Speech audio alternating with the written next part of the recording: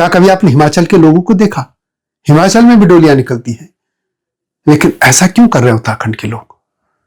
क्या उत्तराखंड के लोगों को इतनी भी समझ नहीं है कि अपनी देवी देवताओं के दीप डोलियों को नुमाइश की चीज नहीं बनाया जा सकता है? आखिर क्यों मजाक उठा रहे अपनी देवी देवताओं का उत्तराखंड के लोग? दिल्ली हो या बंबई हो या लखनऊ हो या चंडीगढ़, उत्तराखंडी समाज को क्या हो गया है? जो भी मैदानों में रह रहा है या कहीं भी रह रहा, देश दुनिया में रह रहा है, आखिर वो अपनी देव डोलियों को एक सांस्कृतिक कार्यक्रम में नुमाइश की चीज क्यों बना रहा है? क्या देव डोलियों के बारे में उनको नियम मालूम नहीं है?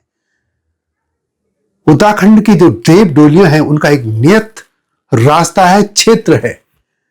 इसके अलावा जब वो बाहर कहीं लाए जाते हैं, ये डोलियां बाहर लाई जाती हैं, तो ये कहा जाता है, ये माना जाता है कि देवता नाराज होते हैं।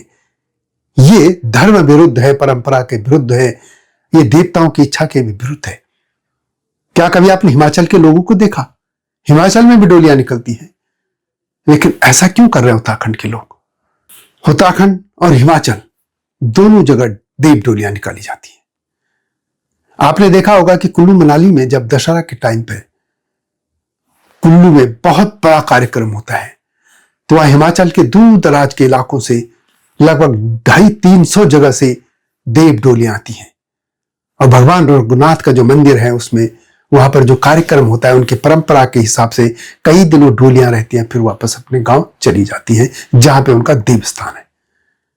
वो इसका कहीं नहीं भटकती, या दिल्ली में तो मैंने आज तक नहीं देखा कि देव डोलियां इस तरीके से आती होंगी हिमाचल की। लेकिन उत्तराखंड में यह हो रहा है, जबकि उत्तराखंड में भी देव डोलियों का अलग विधान है। थोड़ा इतिहास की बात करते हैं।